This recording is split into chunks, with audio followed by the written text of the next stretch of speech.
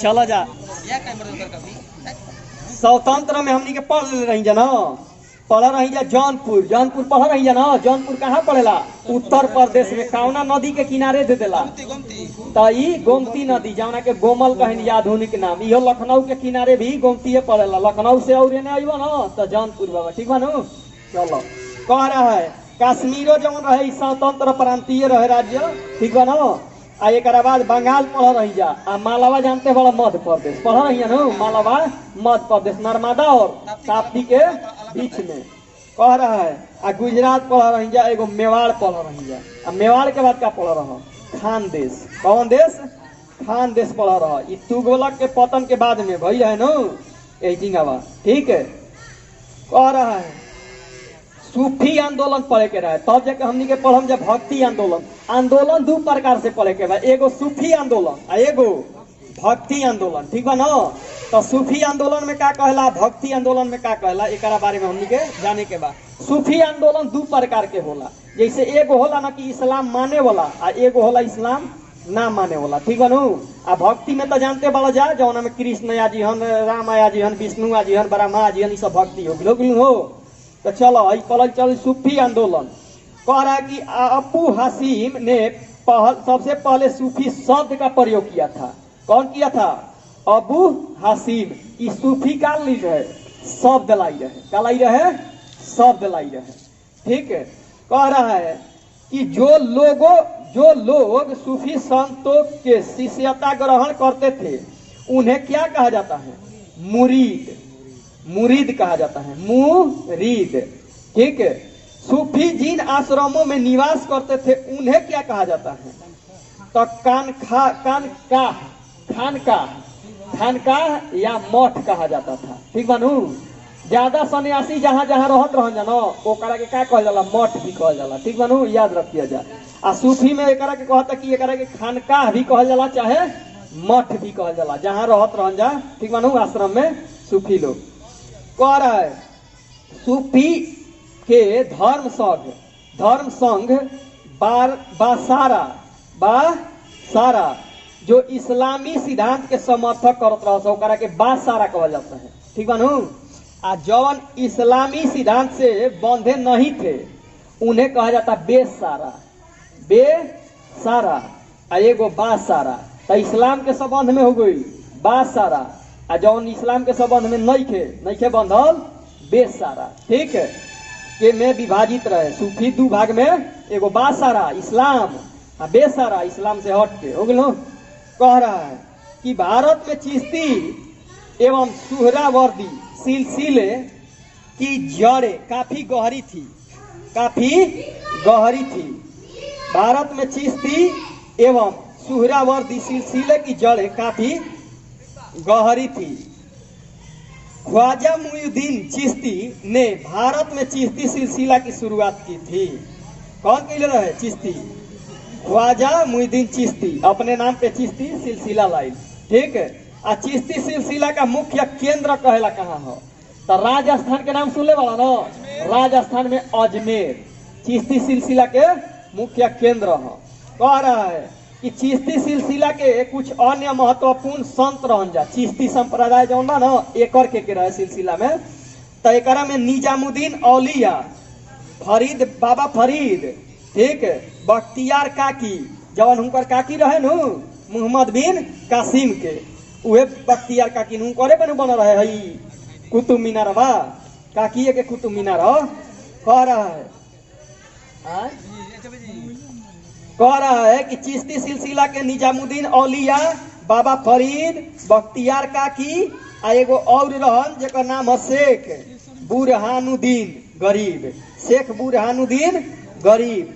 बाबा फरीद बख्तियार काकी के का रहन? शिष्य रहन। बख्तियार काकी के बाबा फरीद शिष्य थे, ठीक है। बाबा फरीद की रचनाएं गुरु ग्रंथ साहिब में शामिल हैं। बाबा फरीद के कह दी रचना कहाँ शामिल बा? गुरु ग्रंथ साहिब में शामिल बा। गुरु ग्रंथ साहिब के कर हो गुरु नानक है ना, सिख संप्रदाय के, तो वही में बाबा फरीद के भी बारे में बाटे, ठीक बनू। तो हाँ नहीं ऐसा बात नहीं है। कहे के मतलब कि कबीरों के बारे में मिलेला, ओमे गुरु नानक कलम मिलेला नु हो। कह रहा है 1440 में इनकर भई रहे कबीर के जन्म नु, आ 1510 में मृत्यु भई रहे शायद भई रहे नु। आ उहे कह देला 1469 में इनकर भई रहे के कर गुरु नानक के। तो यही से जगह पहले भइल बा तो ओकर बारे में थोड़ा बहुत चर्चा मिल जाला ना अगला वाला टॉपिक में। 1469 में ना गुरु नानक के नाम तो हम क्या कहता हैं 1469 तो कहनी है 39 में मरा रहा लेकिन सेंट नहीं था 1838 करतारपुर में ना कह रहा है कि बाबा फरीद की रचनाएं गुरु ग्रंथ साहिब में शामिल है। बाबा फरीद की दो महत्वपूर्ण शिष्य थे। बाबा फरीद के दो महत्वपूर्ण शिष्य थे। कौन कौन? तो निजामुद्दीन औलिया आ एगो अलाउद्दीन साबिर। अलाउद्दीन साबिर की दू गो केकर शिष्य? बाबा फरीद के। बाबा फरीद के आ बाबा फरीद के कर शिष्य बख्तियार काकी के। ठीक है तो सुना जा फिर से कह दी कि निजामुद्दीन औलिया अलाउद्दीन साबिर बाबा फरीद के शिष्य आ बाबा फरीद के कर शिष्य बख्तियार काकी के शिष्य। बख्तियार काकी के कर रही तो मोहम्मद बिन कासिम में रही नु। आ बख्तियार खिलजी ओकर सेनापति रहे, सेना नायक। उहे न सब ध्वस्त कैले रहे। नालंदा विश्वविद्यालय, विक्रमशिला विश्वविद्यालय, उदंतपुरी विश्वविद्यालय बानो ई सब कह रहा है कि हजरत निजामुद्दीन औलिया ने अपने जीवन काल में दिल्ली के 7 सुल्तानों के शासन देखा था। मतलब अपना जीवन काल में कगो सुल्तान देखल? 7 गो। कौन सुल्तान? दिल्ली सल्तनत होला। ठीक है। इनके प्रमुख शिष्य थे शेख सलीम चिश्ती, अमीर खुसरो, अमीर हसन देहलवी। अमीर हसन देहलवी एगो रहे शेख सलीम चिश्ती, एगो रहे अमीर खुसरो आ एगो अमीर हसन देहलवी। शेख बुरहानुद्दीन गरीब ने 1340 ईस्वी में दक्षिण भारत के क्षेत्रों में चिश्ती संप्रदाय की शुरुआत की और दौलताबाद को मुख्य केंद्र बनाया। दौलताबाद कहाँ बा? महाराष्ट्र में। दौलताबाद के देवगिरी नु। तो सुनो, शेख बुरहानुद्दीन गरीब ने 1340 ईस्वी में दक्षिण भारत के क्षेत्रों में, दक्षिण में आगनु महाराष्ट्र, चिश्ती संप्रदाय की शुरुआत की और दौलताबाद के का बनैलस? केंद्र बनैलस, राजधानी बनैलस। सूफियों के सुहरावर्दी धर्म संघ या सिलसिला की स्थापना कौन कैले रहे? शेख शिहाबुद्दीन उमर सुहरावर्दी कैले रहे। ठीक है ना। सूफियों में सुहरावर्दी धर्म संघ या सिलसिला की स्थापना शेख शिहाबुद्दीन उमर सुहरावर्दी ने की। किंतु 1262 ईस्वी में इसके सुदृढ़ संचालन का श्रेय शेख बदरुद्दीन जकारिया को है। मतलब आगे कुछ परिवर्तन कैले हुई तो 1262 में एकरा के का कोई जाला संचालन का श्रेय दिया जाला शेख बदरुद्दीन जकारिया को। इन्होंने सिंध एवं मुल्तान को मुख्य केंद्र बनाया। 1262 में कहाँ बनैलस? सिंध मुल्तान पाकिस्तान में पड़ेला ना। तो वही जे कह रहा है कि पंजाब बा न, देखो पंजाब 2 भाग में बा, एगो एह पर बा एगो ओह पर बा। तब पंजाब हाँ पूर्वी पश्चिमी, तब पश्चिमी पंजाब में बा मुल्तान। ठीक बा नु। कह रहा है कि सुहरावर्दी धर्म संघ के अन्य प्रमुख संत थे तो जलालुद्दीन तबरीजी, सैयद सुर्खजोश, बुरहान आदि। ठीक। इस सुहरावर्दी धर्म के कारण अन्य संत रहन जलालुद्दीन तबरीजी, सैयद सुर्खजोश, बुरहान। सुहरावर्दी सिलसिला ने राज्य के संरक्षण को स्वीकार किया था। सुहरावर्दी सिलसिला ने राज्य के संरक्षण को स्वीकार किया था। शेख अब्दुल्ला सतारी ने सतारी सिलसिले की स्थापना की। इसका मुख्य केंद्र बिहार, अपन बिहार बा ना, ये हटे। शेख अब्दुल्ला सतारी जौन रहे, इस सतारी नाम से का कैलस? सिलसिला स्थापना कैलस, जौन के केंद्र बिहार बनैलस। कह रहा है कि कादरी धर्म संघ या सिलसिला की स्थापना सैयद अबुल कादिर, कादरी से अपन ये बनैलस कादिर, सैयद अबुल कादिर अल जिलानी ने बगदाद में की थी। बगदाद जानते हो ना, इराक बगदाद राजधानी है ना। कह रहा है ईरान के का कहल जाला, मेसोपोटामिया न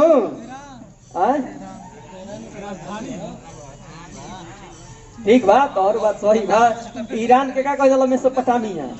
कह रहा है कि कादरी धर्म संघ या सिलसिला की स्थापना सैयद अबुल कादिर अल जिलानी ने बगदाद में की थी।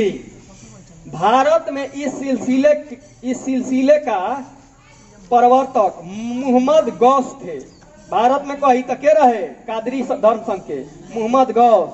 इस सिलसिले के अनुयायी गाने बजाने के विरोधी थे।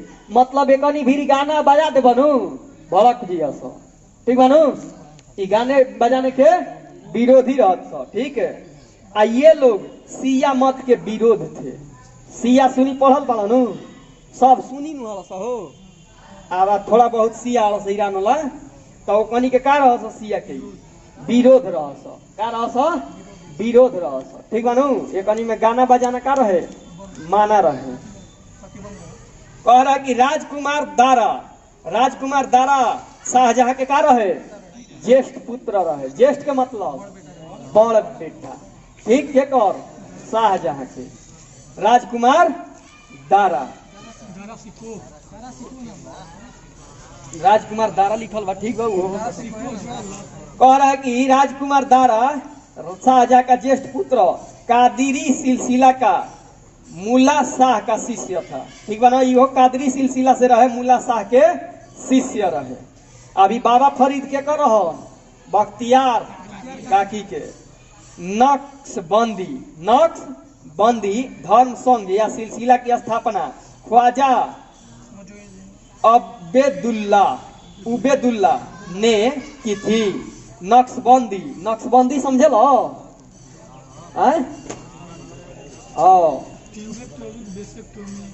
देला नु वो हमें चलबो करेला, मुस्लिम में चलेला नु चल नु हो नहीं खा जानका जानता नु।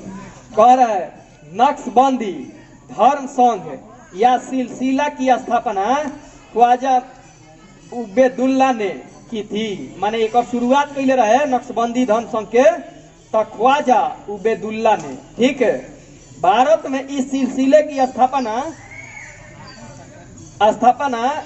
ख्वाजा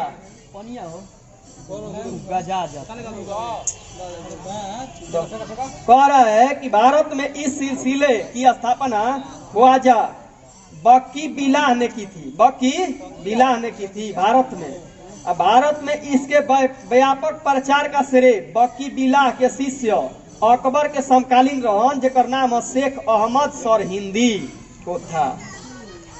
फिरदौसी सुहरावर्दी सिलसिले की एक शाखा थी जिसका कार्य क्षेत्र बिहार था। फिरदौसी सुहरावर्दी सिलसिला के एक शाखा रहे जेकर क्षेत्र बिहार रहे। इस सिलसिले को शेख शरीफ उद्दीन यहाँ ने लोकप्रिय बनाया।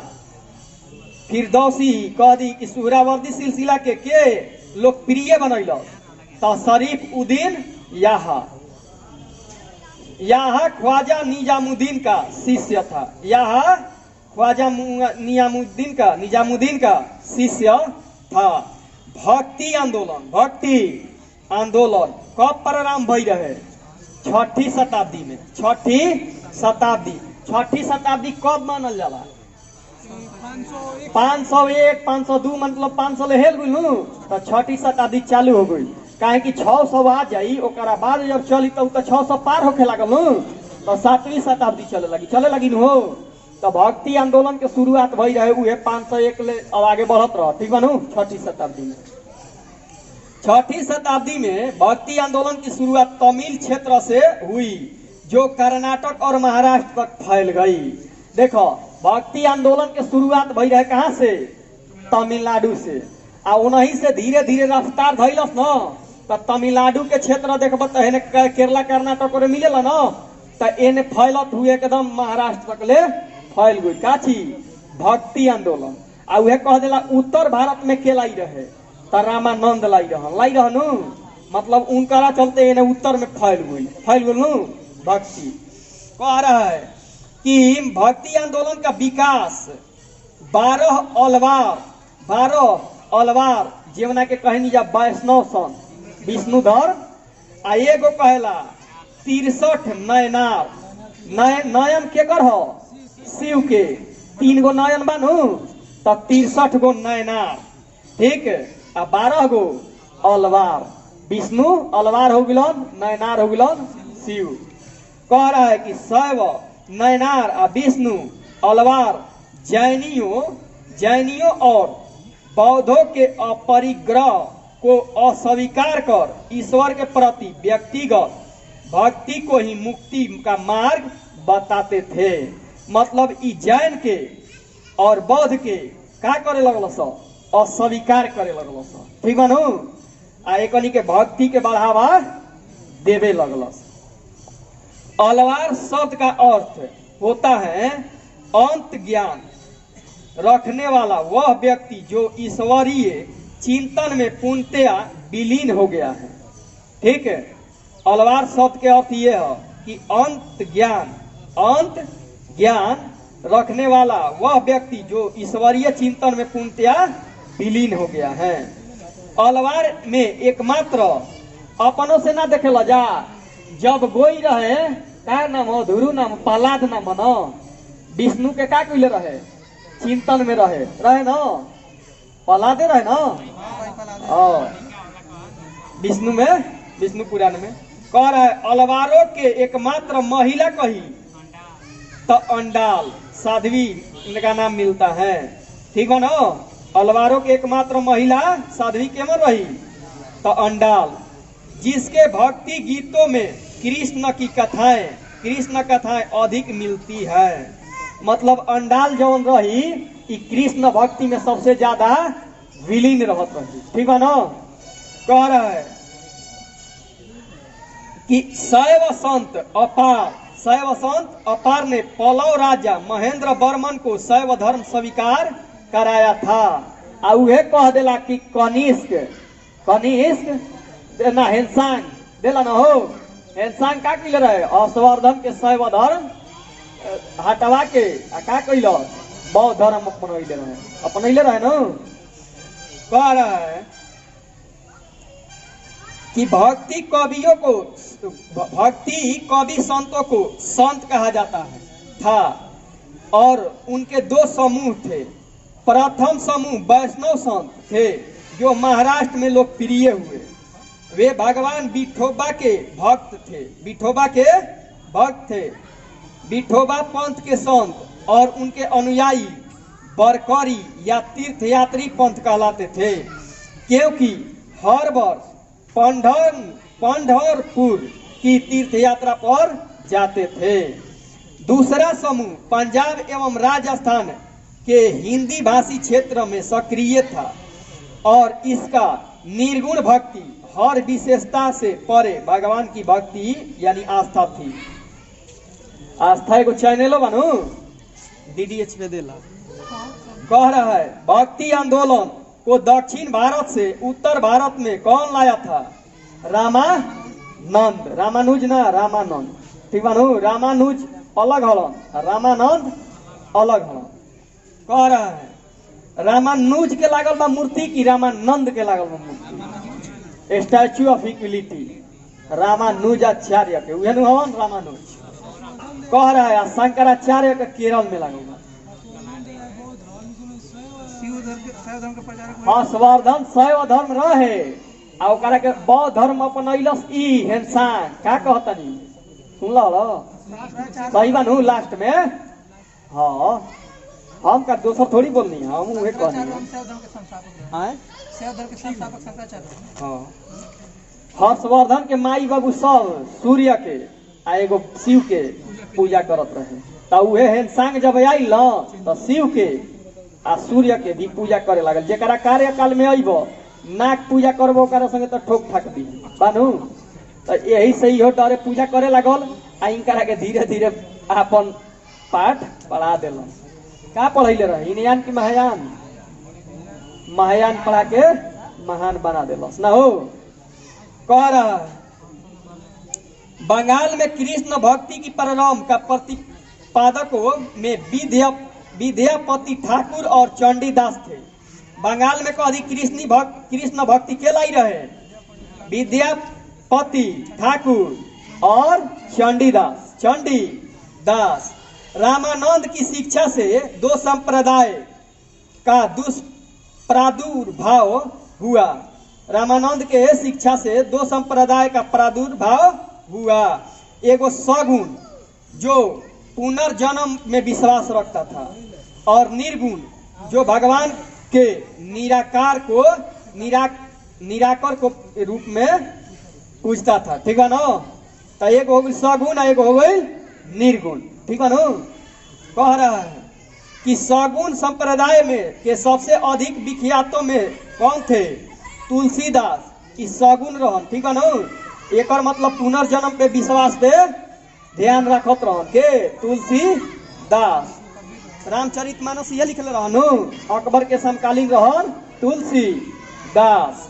कह रहा है कि और नभादास जैसे राम भक्त और निम्बार्क, बल्भाचार्य, चैतन्य, सूरदास और मीराबाई एगो लय रही ना जैसे कृष्ण भक्त। ठीक है ना। सूरदास के मतलब नु ई गावत चलत रहन लेकिन ई तरीका रहन डेंजर रहन। का से? आंख से कहीं चल दिहन बुझाई लू गावत चल दिहन। आगे उनकरा के बतावल जात रहे कि बाबा देखो होने आगे पोखरा उखरा बा खाड़ी ओड़ी बा। ठीक बा नु। आगे खाड़ी है। कह रहा है कि निर्गुण संप्रदाय के सबसे प्रसिद्ध प्रतिनिधि थे। तो निर्गुण में देखो के रहे कबीर रहन।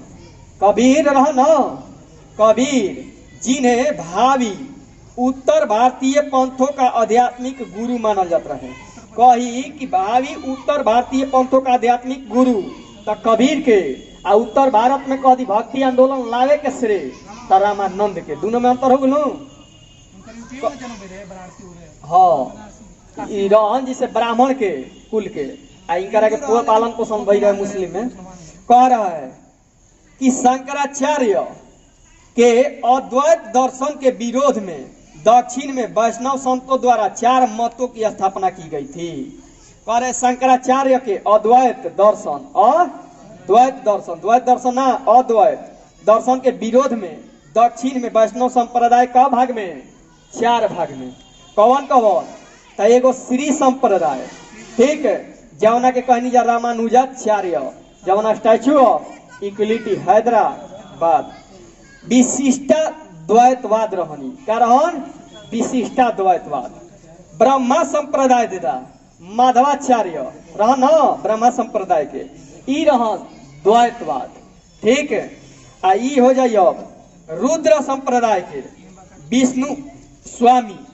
ठीक है ना। सुधा द्वैतवाद। आ उ सनकाचारी हन उ सनक दी देला ना संकादी संप्रदाय के सनक गइलन तो द्वैत कहन जानो तो सनकादी संप्रदाय के निम्बार्काचार्य द्वैत।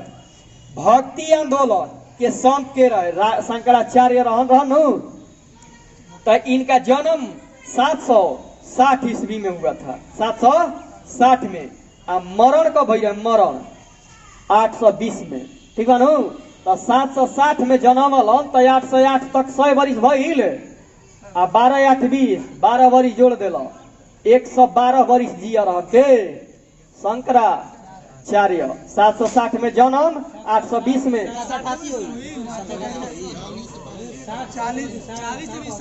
708 60 का 708 820 हो गलू कितना बरिस 112 बरिस 12 8 20 ना हो गलो। कह रहा है कि शंकराचार्य के जन्म कहाँ भई रहे तो कलाडी नामक गांव में हुआ था केरल में। कलाडी है पढ़े देबो कि ना पढ़े देबो कोरोना में दे देले बा। और इनके पिता का नाम सुनो, शंकराचार्य के पिता के नाम कही तो स से शंकराचार्य और स से शिव गुरु, ठीक बा नु, शिव गुरु। और माता के नाम कही न आर्यांबा, आर्यांबा, ठीक है। संन्यास की दीक्षा इन्होंने गोविंद जोगी से ली थी। गोविंद जोगी इनकरा के का कइले रहन, सन्यासी के दीक्षा दिले रहन कि सन्यासी बनो, ठीक बा न। इन्होंने भारत के 4 कोनों में, भारत के चारों कोना में पीठ स्थापना कइले रहन। यही से शंकराचार्य के मूर्ति बनल। कहाँ बा? केरल में। केरल में कलाडी में बनल है ना, केरल के कलाडी। तो 4 गो पीठ लाई रहन, ठीक बा नु, मतलब अलग अलग बनैले रहन जहाँ जहाँ। तो देखो दक्षिण में कही न तो श्रृंगेरी, ई चिकन मंगलुरु के नाम सुनले बड़ा, कर्नाटक, तो वही है चिकन मंगलुरु, तो वही है श्रृंगेरी बा दक्षिण में, ठीक। तो शारदा पीठ, शारदा पीठ श्रृंगेरी हो गई और शारदा पीठ। पूर्व में कही तब पुरी, उड़ीसा के नाम सुनले बड़ा ना, जगन्नाथ वाला पुरी उहे। आ गोवर्धन पीठ उत्तर में, गोवर्धन पीठ उत्तर में। आ कह रहा है बद्रीनाथ, कहाँ बा? उत्तराखंड, चमोली, चमोली उत्तराखंड, बद्रीनाथ वही पड़ेला, ठीक बा नु। कौन नदी के किनारे हो? अलकनंदा की भागीरथी की मंदाकिनी, तो अलकनंदा हो। कौन? बद्रीनाथ। एगो कह रहा है कि ज्योति पीठ, ज्योतिष पीठ तथा पश्चिम में द्वारका जामनगर गुजरात में, ठीक है। शारदा पीठ बानू कह रहा है कोलकाता, कालिका एगो पीठ बा, कालिका पीठ। चारों पीठों में सबसे श्रृंगेरी पीठ की स्थापना पहले भई रहे। श्रृंगेरी पीठ के अभी बताइए ना, कहाँ? चिकन मंगलुरु, कहाँ? कर्नाटक। केरल में रहन, कर्नाटक में कैलन, ठीक है नु। पहिल का कह रहा है कि शंकराचार्य की मृत्यु 820 में शंकराचार्य ने बदरायन के ब्रह्मा सूत्र के आधार पर अपने सिद्धांतों का प्रतिपादन किया था, ठीक। बदरायन उत्तर मीमांसा पूर्व मीमांसा दे लानू, तो उत्तर मीमांसा के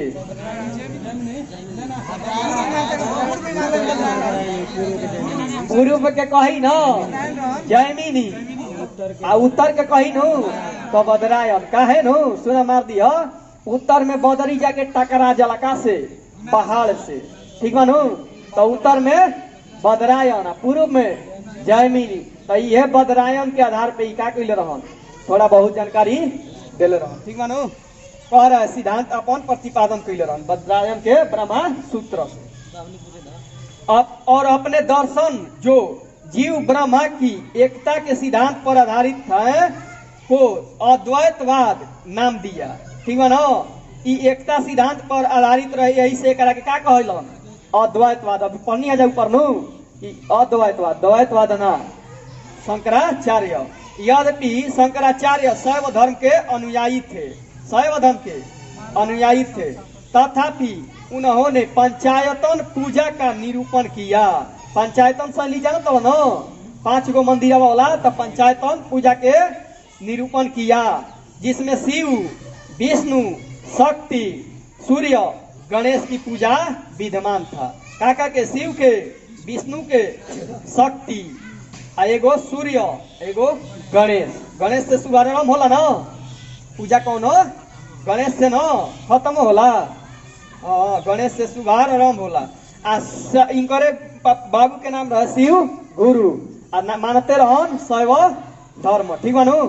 चला माई के नाम बतैनी है, आर्यांबा, आर्यांबा माई के नाम, बाबू के नाम शिव गुरु। शिव धर्म अपनावतो रहन, शंकराचार्य रहन। 708 ईस्वी में जन्म भई रहे, 820 ईस्वी में मृत्यु भई रहे। अद्वैतवाद रहन, का रहन? अद्वैतवाद रहन। खेला खत्म नु। 4 गो पीठ जानते बड़ा इनकर बानू।